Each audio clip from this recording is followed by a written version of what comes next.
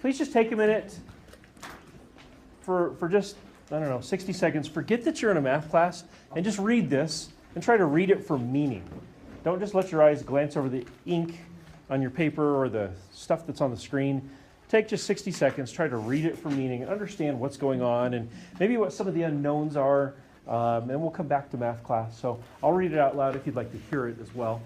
This says, Team Sports Photography offers 2 packages for their school sports pictures. The first package includes a team photo and 8 individual wallets for $29.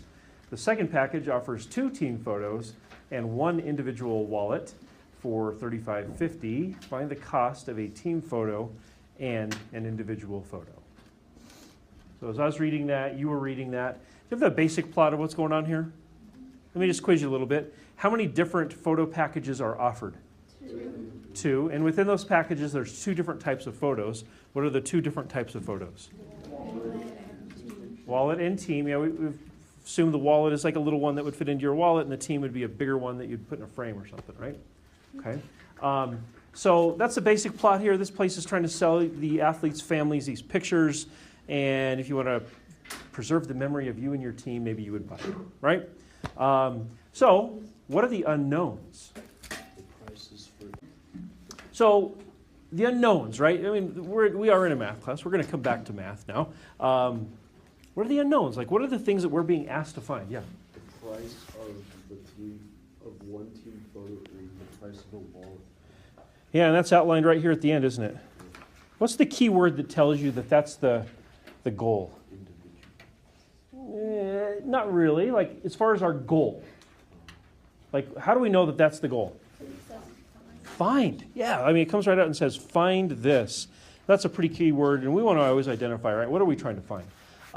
So we are in a math class. We're specifically in an algebra class. And so if there's something we're supposed to find, and we don't know what it is, we have no idea, numerically what it is, we usually represent that sort of thing with a variable like x and y or some other variables. Do you guys want to use x and y on this one? No. I'm okay with that. All right, so let's go ahead and define what the x is and what the y is. This is an application, and so we probably want to make sure we understand, okay, we're using x's and y's, but what do they mean, right? So let's set up the x. Let's put this up here. What would you say the x is going to stand for? Like, what will be its meaning for this question? Any thoughts? The wallet picture. What about the wallet picture? How much it costs. The price. There you go, yeah. So I'll put price of wallet picture. All right, and so then I'm assuming if we're going to use an x, we'll probably use a y to go along with that. So if x means what we have up there, what does the y kind of have to mean? What about the team photo? The price, yeah. So y would have to be the price of team photo, or team pick. So I'm just going to put that up there just so we can kind of keep track of what means what, and then we can kind of use that to help us set things up. Now there's 2 equations that are mentioned here, right? Aren't there 2 different packages? The first one costs $29, the second one costs $35.50. So now our goal is going to be to write obviously a true equation for the $29 package, and then another equation that's also true, hopefully, for the $35.50 package. Does that make sense? So we did something like this before, although not this exact sort of thing. Can you guys take maybe just a minute or two and see if you can write those 2 equations? I mean, pull out the different pieces here, right? First package includes this. Second package includes that. See if you can take those 2 statements right there, write an equation for each of them. Give you just a minute or two to do that. We'll check them, and I'll answer questions, and then we'll try to work to solve this particular system. Makes sense, or you're like, whoa, I thought it would be this, or I thought it wouldn't be that, or whatever, please ask. I think we can do some really good stuff in those scenarios. Okay, so I'm going to go ahead and do the first package first, and I think the first package should look like this, or could look like this. I would say 8x plus 1y equals $29. Look at what you've got for that first one. And then I think the other one would be x plus 2y equals $35.50. So check that one out too. What do you guys think? Look at what I have, look at what you have. Do we agree? I've done my best. I think that's pretty good, unless I made a silly mistake. Sometimes that happens, right? Do you guys have any questions about why is it 8x, why is it 2y, or anything like that? Okay. Any questions at all? Okay, so if you could set that up, doing really good, right? That's awesome. So then the only other task that we really have to deal with here is, how do we solve this system? Are we going to use elimination? Are we going to use substitution? I really honestly think they're both in play. I think that they're both very, very doable. And so I would say, just like we did a minute ago when we were warming up on the board, pick one. Pick the one that seems easier to you, and I don't know that one's going to be easier than the other significantly. And so I would say pick elimination or pick substitution and go with it, and then we'll check your answer in a couple of minutes, okay? Ready to go. Yeah. I would say, I haven't looked at every single person's paper yet, but it's looking like most of you did substitution, am I right? Did you do elimination? Raise your hand. How many of you decided to do substitution? I'm just kind of curious. Substitution was your method. How many of you did elimination? Ooh, more of you did elimination. Okay. So, since more of you did elimination, I think I'll show you substitution just so you can see the other way. How about that? So if I was going to do substitution with this, I think what I would do is I would take this equation and I would solve for y. So it'd be y equals 29 minus 8x. The reason why I think that is one of the easier ways is because that involves absolutely no division, right? No division needed. If there's no division, then there's probably not going to be any extra fractions, right? Nothing wrong with fractions, but I'd rather not deal with them if I don't have to. So then in the other equation, I'm going to replace the y with 29 minus 8x. So that would be x plus 2. I'll take out the y. And then in its place, the only thing I can put is 29 minus 8x. And then you do the distributive property like we typically do. So we get x plus 58 minus 16x equals 3550. I'll come up here and finish this off. This ends up being 58 minus 15x equals 3550. Subtracting 58 from both sides, I get negative 15x equals, I believe it's 2250. Negative 2250, thank you. And then you divide by negative 15, and you get x is equal to 1.5. So that means the cost of an individual wallet picture is $1.50. I saw, bless you, a lot of those answers. We doing good? I thought you were doing really, really good. Okay, so if x is equal to 1.5, I've got three choices. I've got choice number 1, 2, or 3. Of those three choices, which equation would be the easiest to plug back into? I think the last one, right? The one on the far right? Because isn't it already solved for y? So what I'm going to do is I'll maybe come over here and finish this.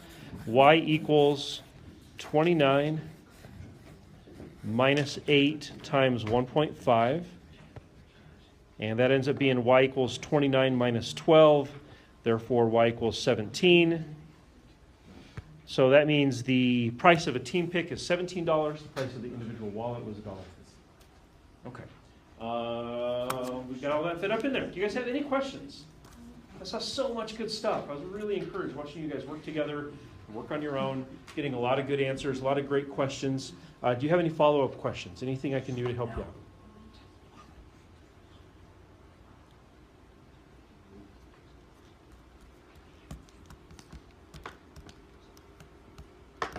No? Okay. Good deal.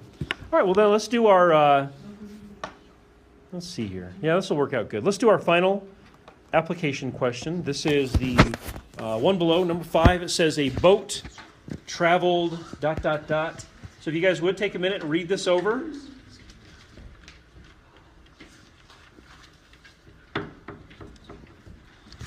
And we'll give this one a try in a minute. All right, so you had a chance to read this. Obviously, there's a boat. What is the boat doing? Going downstream. And then? It returns. So if it's going downstream, and then it returns, on the return trip, it's doing what? Going upstream, yeah. So yeah, if it's going downstream one way, then when it turns around, it's got to be going upstream the other way, right? Okay. Pretty short on numbers here, right? It says 20 miles downstream in 2 hours and return trip in 5 hours. And it seems like it's pretty skimpy kind of on the numbers, but hopefully we can deal with that. We are in a math class, so even though we kind of understand the basic plot here, let's make sure we understand what we're being asked to find. These are going to be our unknowns. So where do you find those unknowns? What does it say? Sorry? I don't see any equations yet. I'm just kind of wondering what the words say. You know, like what are we supposed to... It says to find the speed of the boat in still water. Yeah. The speed of the current. There you go. That word find again, right? Yeah. Okay, so find the speed of the boat in still water. So in other words, how fast this boat can just go on its own, and then also how fast the river, the stream is going. Okay, so I'm hoping you can make this connection. What kind of a question, like broad category-wise, what sort of a question is this? We've done these before. Say again? I thought I heard it. Rate and? Time. Yeah, the whole distance equals rate times time thing. Yes. Yes, that's what these are. Yes. Yes. Okay. So, because we are, hey guys, because we have a couple of unknowns here, we're going to have to deal with this with a system type of thinking. We're going to set these up just a little bit different. And we're actually going to use some common sense here, like some not math thinking the whole time. We're going to use some common sense. What I'm going to do here is I'm going to set up two different scenarios. One of them is going to be for the downstream trip. So I'll just put downstream over here. And another one for the upstream trip over here. So if you guys could organize yourselves like this, downstream and upstream, we'll be able to use this to help us. So please, on your paper, do what I've done. Downstream on the left column, upstream on the right-hand column. Chrissy, can I give you something that's not a... This boat, whether it's going upstream or downstream, has a distance, it has a rate, it's got a time, right? So what I'm going to do here is I'm going to put distance, rate, and time for each. And we're going to start filling in the stuff we know. Some of this is going to be super easy, and some of it's going to require a little bit of thinking, a little bit of, hopefully, some common sense. So what is the distance downstream? 20 miles. 20 miles. Okay. So distance downstream is 20 miles. Do we know the distance upstream? We don't, but it should be the same. Well, it says the return trip. Yeah, so it should be the same thing. So same thing, yeah, so 20 miles. We were really not given a whole lot of information about the rates, but I think we are given quite a bit of info about the times. So what was the time going downstream? 2 hours. You got it. And then what about the time on the return trip? 5 hours. So can you clearly see that on the downstream trip, the water's current in the river is helping the boat go faster, isn't it? But then on the return trip, the current in the river is actually impeding the boat, right? It's slowing the boat down. If you've ever been in a river, like in a paddle boat or a motorboat or anything like that, you know this is true, right? Has anybody ever tried to paddle a boat upstream? It's like impossible, isn't it? You just can't do it. I mean, I don't think it's possible. Now, a motorboat, yes. But paddling it, I don't think so. The current is very, very powerful, and you can see that indicated by the times. Now, the rates are the things that we don't really know a whole lot about yet, but using the concept we just talked about, I think we can set this up. Would you guys still like to use X's and Y's, or would you like to use some variables that are non-X's and Y's? Would you non-X's and Y's? Okay. So I'm going to say this then. Let's set it up like this. It says find the speed of the boat in still water. So I'm going to say that the variable B stands for speed of boat. Speed of boat. So that's one of the things we're supposed to find. So that's going to be one of our variables. And it says also find the speed of the current. What variable do you want to use for that?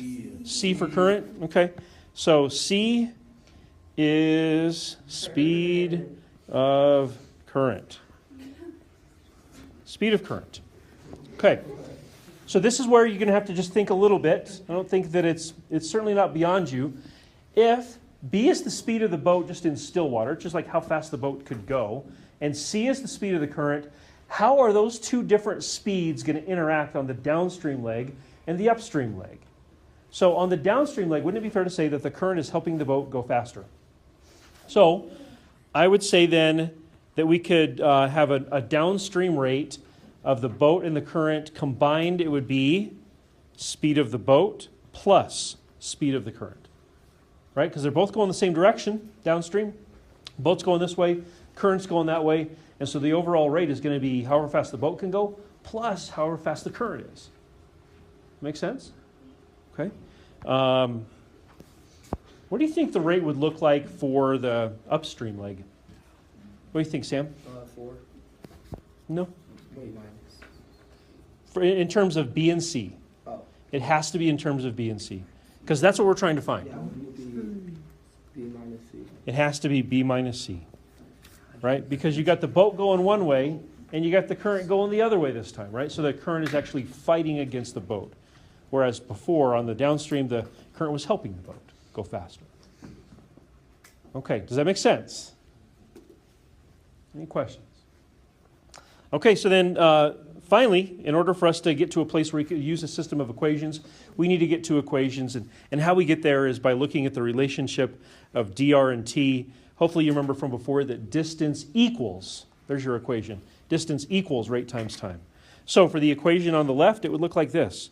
20 equals B plus C in parentheses times 2. So distance is 20, rate is B plus C, and time is 2. So I'm just taking rate times time to equal my distance. And then over here on the right, it would be distance, which is 20, equals rate, which is B minus C, times time, which is 5. So on that team photography question we did a few minutes ago, we had to do some work to kind of get to that place where we could write the equations. If we set this up nice and graphically, then it's basically just D equals RT. Maybe so a little bit less work on the back end. All right. So before we think about elimination or substitution, what like minor little simplification thing should we do? There's no like terms in either equation though. Distributive property, do you see it on both? Both of them have a distributive property. We really should do that. I suppose somebody mentioned dividing. You could do that. That's actually wouldn't be a bad move. Let's go ahead and do the distributive property. 20 equals 2b plus 2c. 20 equals 5b minus 5c. Yeah, dividing wouldn't be a bad idea. If you saw that, would be actually pretty good. Okay, so I've got a system of two equations there. The variables are b and c. Looking at that, I want you guys to decide, would I use elimination with this? Or would I use substitution with this?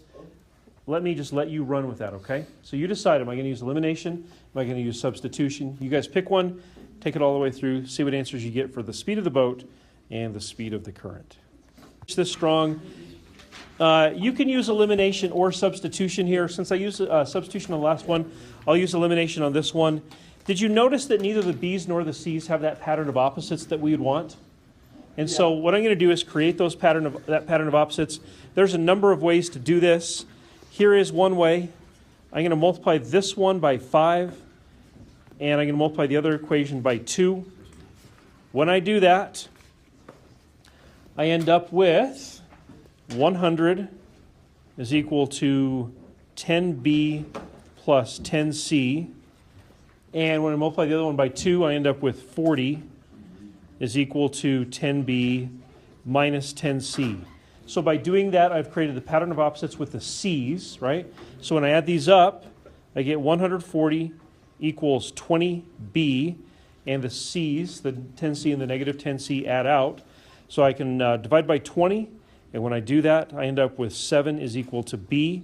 So the speed of the boat is 7, and then I can then take that and plug it back in either equation to get the speed of the current. Maybe I'll do the one with the 20 over there. So it would be 20 equals 2 times 7 plus 2c. That's 20 equals 14 plus 2c. When I subtract 14 from both sides, I get 6 equals 2c. And then dividing by 2, I end up with c equals 3. So speed of the current was 3, speed of the boat was 7. We've solved our system and we've answered the question. So, question, sorry? I'll look at it here in a second. Guys, tomorrow we'll do a little bit more with the shading and dotted solid stuff. We'll get things finished up then. Have a great day.